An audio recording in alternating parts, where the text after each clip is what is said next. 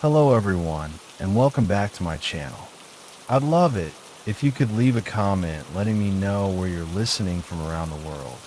Also, don't forget to like and subscribe if you're enjoying this video. Story 1.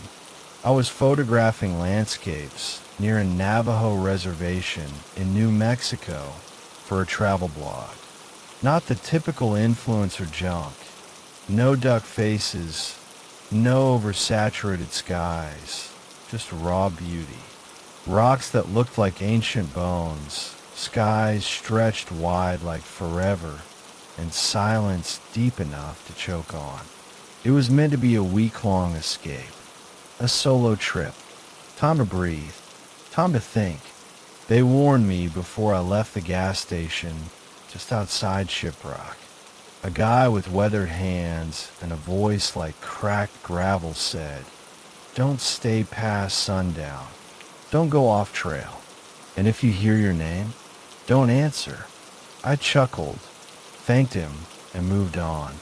I'd heard stories like that before. Folklore, campfire stuff. I wasn't scared. I was curious and arrogant. That's how horror always starts, right? By the third day, I was deep in the desert, far past the walking tours. No self-service, just me and the vast hush of the red earth. The sun was getting low, casting everything in gold and blood. I spotted a ravine, dry, narrow, winding like scar. Something about it pulled at me. It wasn't on my map. That made it perfect. Down in the ravine, the air got colder. Still, no birds, no wind, and that's when I found it. A spiral of bones, deer, rabbit, coyote, neatly stacked, perfectly arranged like a ritual. Black feathers stuck out a pile, stiff and sharp like darts. There was a smell, metallic and sweet, like old blood and rotting flowers. I crouched to take a picture, and that's when I heard it. My name. A whisper, wet and slow, like someone was speaking through a mouthful of water. "Jess." I spun around. Nothing. No one. Just the jagged walls of the ravine and the long, purple shadow I cast in the dying light. I climbed out faster than I cared to admit and drove straight to the nearest town. Found a cheap motel off the highway. Showered. Tried to forget, but something didn't sit right. My skin itched. My eyes burned. I felt watched. That night, I couldn't sleep. Around 2 a.m., I heard scratching at the window. Not fast or frantic, just slow, like fingernails dragging down glass. Over and over, I told myself it was wind, a branch, maybe a cat. But I looked, just a peek, just enough to ease my mind. What I saw will never leave me. It was me, standing outside. Same jacket, same boots, same camera bag slung over my shoulder. But the eyes were wrong. Hollow. Black as tar, no shine, no life, just pits. And the smile, God, the smile was stretched wide, too wide, like someone had cut slits from ear to ear. Then it waved, slowly, mocking me. I slammed the blind shut and backed away, heart pounding like a drum line in my chest. I didn't sleep. The next day, I told myself I was exhausted, delirious, hallucinating. I packed up and drove 12 hours straight to get home. Back to Denver. Concrete, crowds, noise, safety. Only it didn't stay behind. The scratching started again the second night I was back. This time on my bedroom window. I live on the 3rd floor. I didn't look. I didn't dare. The nights got worse. I'd hear my voice whispering from the kitchen, from the closet, from under the bed. "Jess." Sometimes it would mimic my laugh. Sometimes it cried, and sometimes it screamed, but it was always my scream. My reflection in the mirror started glitching, smiling when I wasn't, tilting its head when I stood still, waving, always waving. I cover the mirrors. Didn't help. I'd catch glimpses in the microwave, the toaster, even my phone screen. It was getting stronger, more confident. I called a Navajo friend I used to work with, Marla. She went dead silent when I told her. Then she said, "You didn't just trespass. You woke it up." She told me it might have been a skinwalker at first, feeding on my energy, my fear. But now it's something else. "It's wearing you," she whispered, "trying you on, testing the fit. I haven't left the apartment in weeks. I barely sleep. When I do, I dream of walking through deserts barefoot, with feathers in my hair and a grin I can't control. This morning, I found hoof prints on the balcony. No blood, just dirt. 3 long, pointed toes. Like a deer's, but wrong. Twisted, sharp. I heard laughing behind me. My own laugh. I turned around and there I was. In the mirror. Only this time, it didn't mimic me. It just smiled and winked. And I swear for a second, I saw myself staring back from inside the glass. Banging, screaming, trapped. I don't think it's a skinwalker anymore. I think it's me now. And I'm the shadow. Watching. Waiting. And I don't know how much longer I can keep myself on this side of the glass. Story 2. We grew up in northern Montana, where the pine trees stretch so tall and thick that the sky feels like an afterthought. My older brother, Jacob, and I knew those woods like the backs of our hands. We learned how to track deer before we could spell our last names. Hunting wasn't a hobby for us. It was a legacy, something passed down from our father and his father before that. That winter was especially brutal. Snow fell heavy, blanketing the trails and burying familiar markers. But we went anyway, hungry for the challenge and desperate to shake off the cabin fever. I remember Jacob grinning at me as we loaded our rifles into the back of the truck. "Last one a bag of bucks buying dinner," he said. He always made it a game. We hiked about 5 miles deep into the forest. The world was silent, save for the crunch of snow under our boots and the distant groan of trees shifting under their frozen burden. We decided to split up to cover more ground, something we'd done a dozen times before. I took the east trail. He went west. My breath fogged up my glasses as I walked, and the wind bit through my jacket like a knife. At exactly 2:47 p.m., I stopped to check my watch. I remember that number because it was the last time I felt normal. That was when I heard it, Jacob's voice. "Hey, over here," he yelled. It sounded close, urgent. I turned toward the sound and started moving fast, my heart pounding. I called his name back, but there was no response, just the wind. Then I saw him. He was standing maybe 20 feet ahead, completely still, rifle at his side. No jacket, no gloves, just his flannel shirt and jeans, like the cold meant nothing. That grin on his face was too wide, stretched tight like his skin didn't quite fit. And his eyes, they were wrong. Yellow, sunken, gleaming like old coins buried in dark water. "You okay?" I asked, raising my voice a little. The forest felt like it was holding its breath. He answered in my voice, "You okay?" I blinked.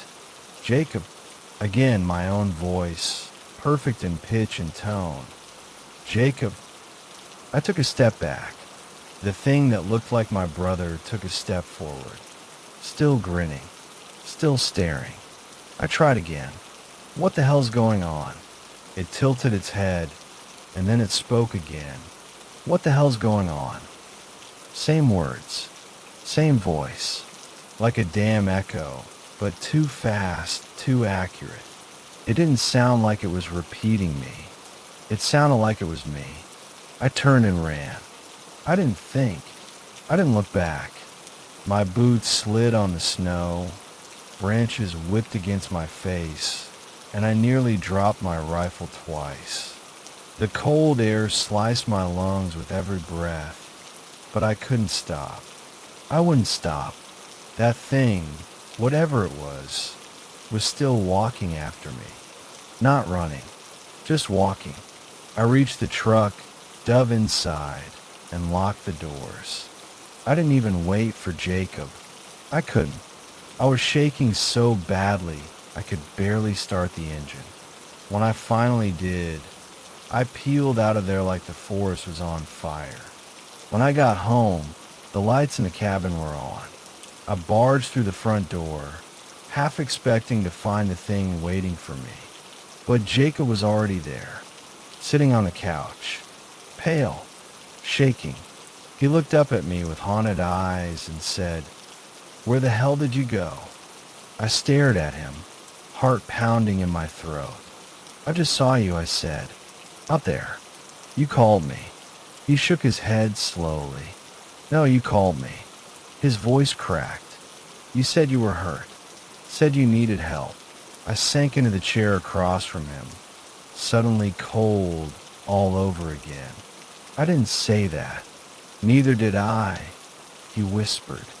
We sat there in silence, the clock ticking too loud on the wall.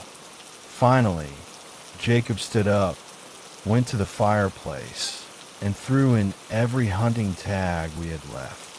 He burned them all, watching the flames like they were the only thing keeping that thing out. We haven't hunted since, haven't stepped foot in those woods. The old-timers in town, they have stories. They talk about things that live in the trees, things that were the faces of people you trust. Wendigos, skinwalkers, forest mimics, they got a dozen names for them. But I don't care what it's called. I just know that whatever it was, it saw us, heard us, learned us. Sometimes at night, I hear my voice calling from outside the window, and sometimes Jacob hears his. Story 3. This happened back in 2015 when I was 19. I had volunteered for a winter outreach program that sent students like me to remote First Nations communities across Canada. It was supposed to be part community service, part cultural exchange. I ended up stationed in northern Ontario.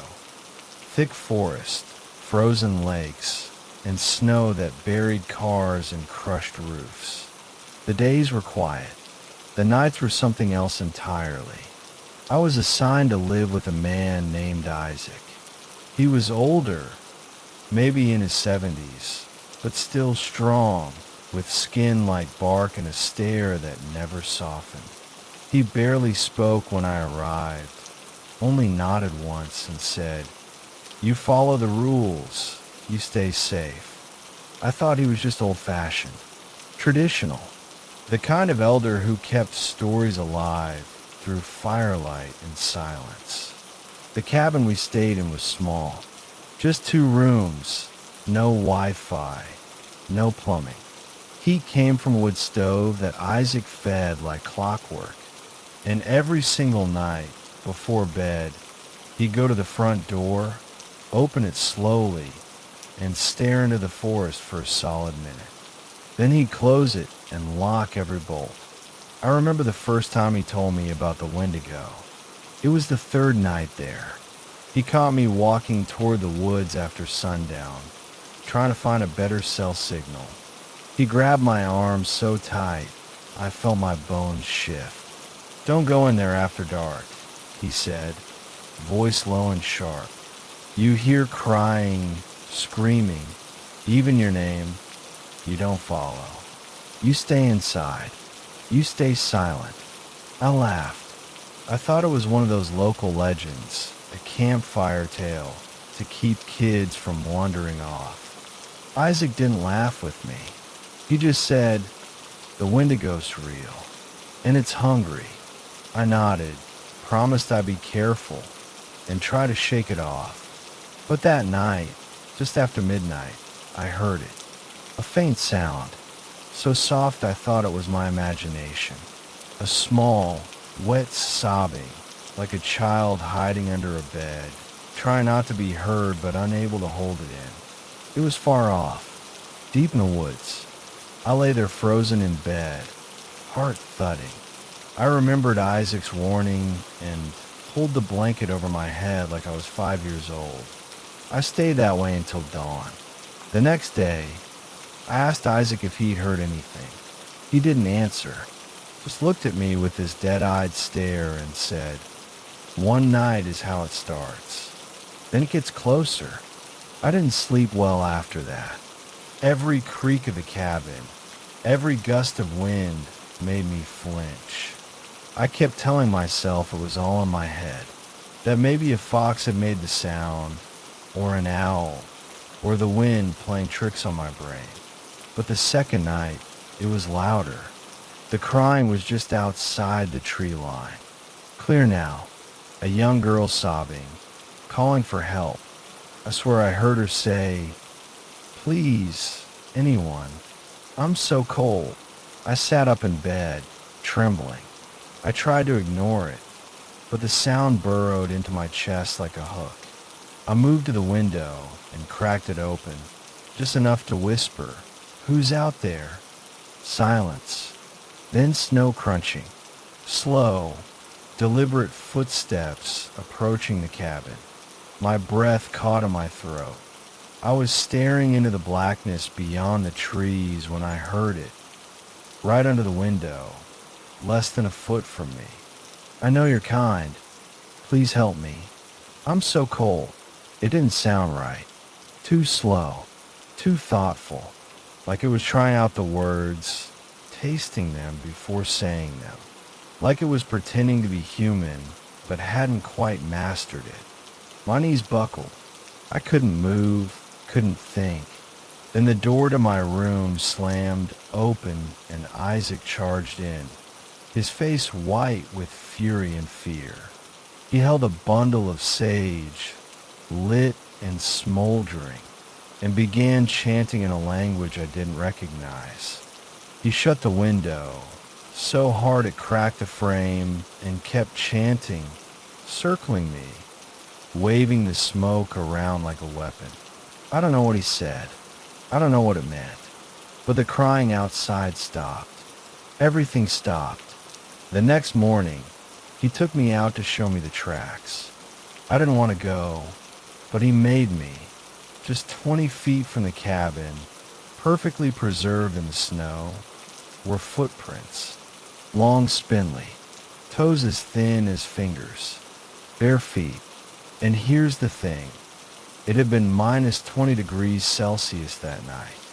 No one, no thing should have been walking barefoot in that cold and lived to see morning. Isaac didn't speak until we were back inside. He sat across from me and said, "The Wendigo knows what we feel. Hunger, loneliness, guilt. It finds what you lack and becomes it. It uses your kindness like bait." I stayed in that cabin another 2 weeks. I never heard the crying again, but I never went near the windows at night, either. I came back home and told myself it was all just stress. Isolation. Maybe I've been dreaming. Until last winter, I'd moved into a high-rise apartment in Toronto. Top floor. No trees. No woods, just concrete and city noise. Then one night, during the coldest week of January, I heard it again. Crying. So soft I thought it was in my head. Then a whisper at my window, even though I live 14 stories up. "I know you're kind. Please help me. I'm so cold." I closed the curtains, I didn't open them again until spring. The Wendigo's hunger never ends, and it never forgets the ones who listen.